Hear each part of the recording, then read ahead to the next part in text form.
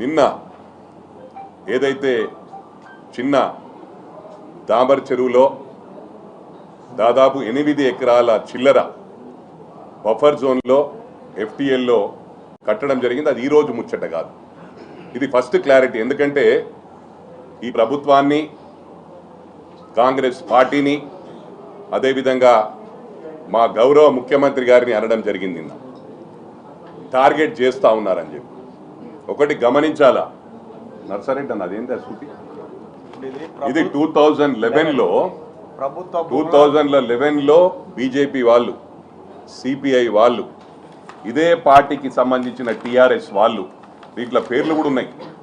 మల్లారెడ్డి గారు బీజేపీ, బోరంపేటకి సంబంధించిన మల్లారెడ్డి గారు పెద్దలు గౌరవనీయులు, senior most leader, BJP leader. At the same time మా తమ్ముడు ఎమ్మెల్సీ షంబిపూర్ రాజు.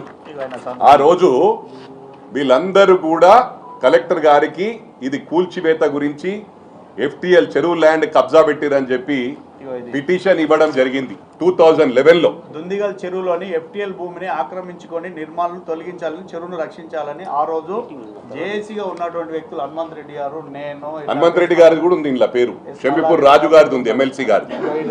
నిన్న ఎమ్మెల్సీ గారు కూడా ఉండే, మరి ఎమ్మెల్సీ గారు మర్చిపోయారేమో. మా తమ్ముడే అయినా, తమ్మునికి నేను చెప్తా ఉన్నాను, విజ్ఞప్తి చేస్తా ఉన్నాను, ఇలాంటి దానికి ఎంకరేజ్ చేయకండి. ఎందుకంటే మాట్లాడాలంటే ఈ 5 సంవత్సరాలు రోజుకొకరు చొప్పున జైలుకు పోయినా కూడా టైం సరిపోదు. అన్ని కుంభకోణాలు కుత్బుల్లాపూర్ నియోజకవర్గంలో జరిగాయి. ఇక్కడ 3 మండలాలు ఉన్నాయి, బాష్పల్లి, దుండిగల్, కుత్బుల్లాపూర్. ఈ 3 మండలాల్లో దాదాపు 1200 పైచిలుకు ఎకరాలు ప్రభుత్వ భూమి కబ్జాకు గురైందని చెప్పి కూడా సభాముఖంగా మనవి చేస్తా ఉన్నాను. దీని క్లారిటీతోని కూడా చూపించడం జరుగుతుంది. దాదాపు 300 చిల్లర కంబైన్డ్ స్టేట్లో, మన ఉమ్మడి రాష్ట్రం ఉన్నప్పుడు 300 చిల్లర స్టేట్ ఫైనాన్స్ కార్పొరేషన్ చెందిన స్థలం. అంటే ఇప్పటికి కూడా 2 రాష్ట్రాలు పంచుకోలే ఇంకా. అంటే అటు ఏపీ గవర్నమెంట్, ఇటు తెలంగాణ గవర్నమెంట్ సంబంధించిన భూమి, ఆ భూమి కూడా స్వహా చేశారు. మొన్న కూల్చివేతలు కూడా ప్రారంభమైనాయి చాలా వరకు. దాన్ని దాదాపు అంటే నాకు తెలిసినట్టు మటుకు 25,000 కోట్లు స్వహా అయింది కుత్బుల్లాపూర్ కాన్స్టిట్యున్సీలో. దయచేసి నేను విజ్ఞప్తి చేస్తా ఉన్నా మీ నాయకులకు, ఎవరెవరైతే నిన్న వచ్చిండ్రో, మరి ప్రతి ఒక్కరిని గుంజడం, లాగడం ప్రారంభిస్తే ఇది ఆగదు.